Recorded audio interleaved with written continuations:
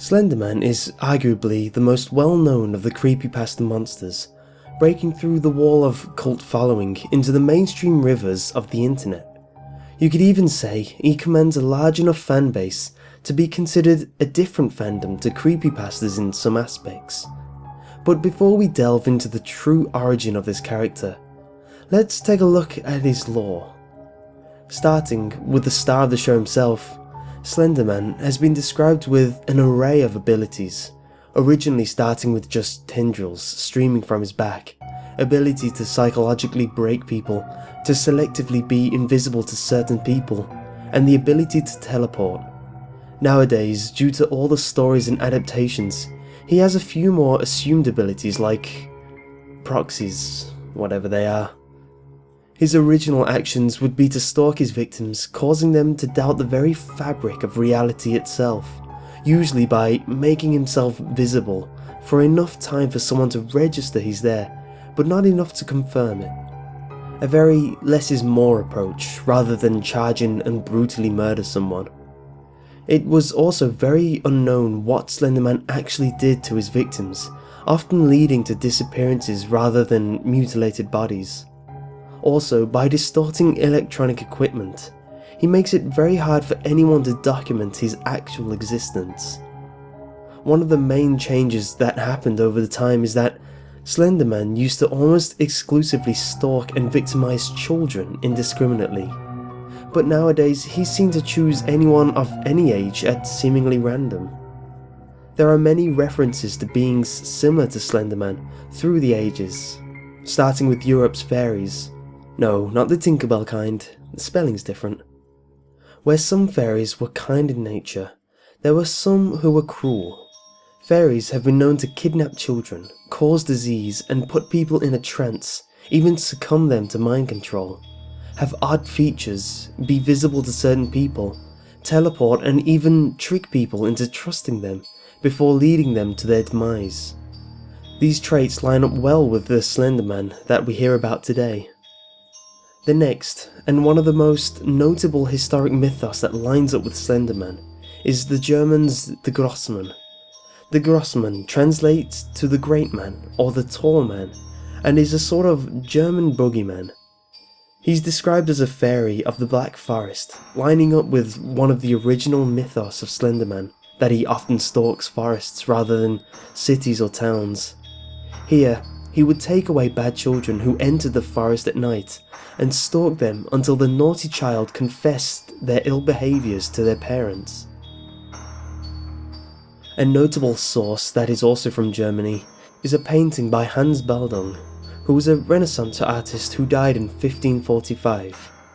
The painting, called 3 Ages of Woman and Death, depicted a skeletal figure holding an hourglass.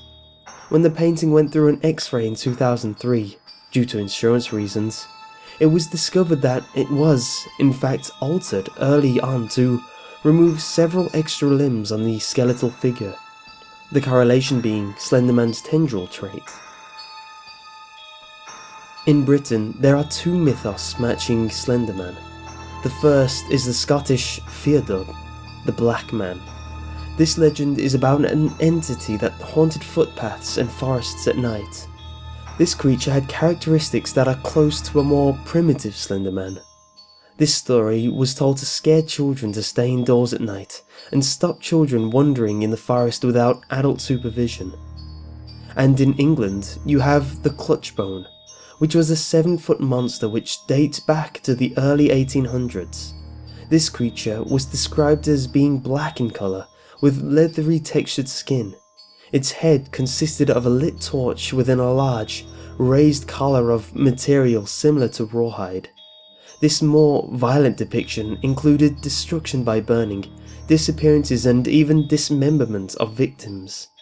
What is interesting to note is that before there were sightings of the Clutchbone, people would witness lightning bolts created by severe weather conditions, leading to a theory that the creature might have arrived into this dimension by way of this natural phenomenon. Moving on to Eastern Europe, there are 2 more notable examples. There is a Romanian fairy tale called The Tall Man.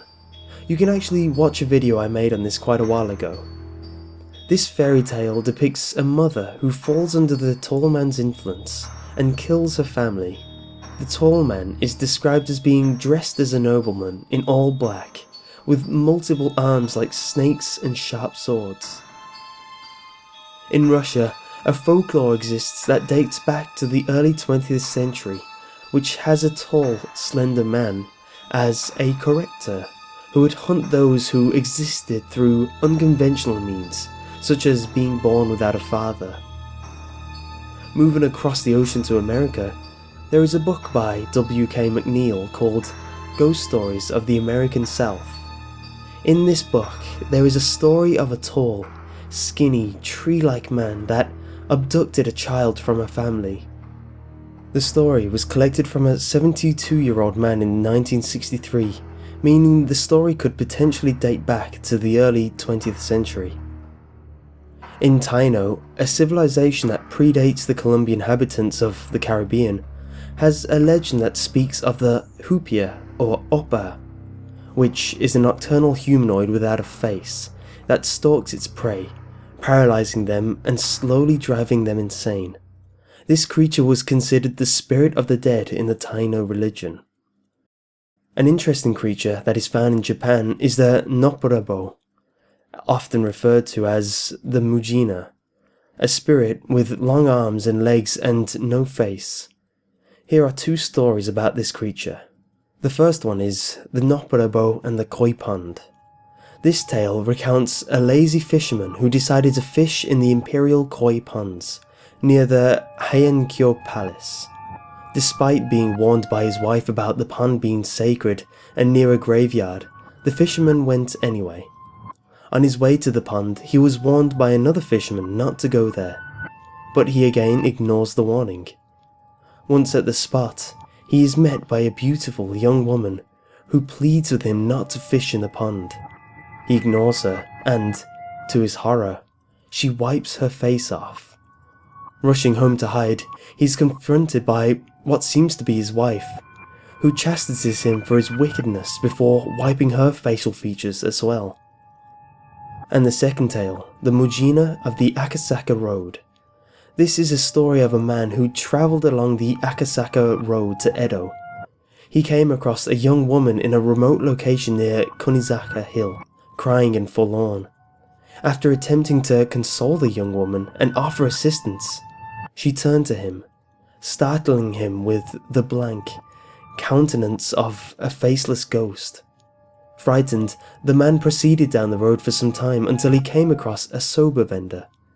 Stopping to relax, the man told the vendor of his tale, only to recoil in horror as the soba vendor stroked his face, becoming a Nopperebo himself.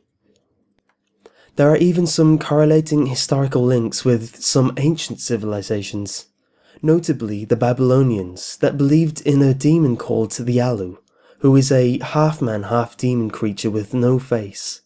The Alu would sneak into the bedroom of the victim and terrify them as they slept. This creature reportedly caused a loss of consciousness, fixation of the eyes in a stare, and a loss of speech.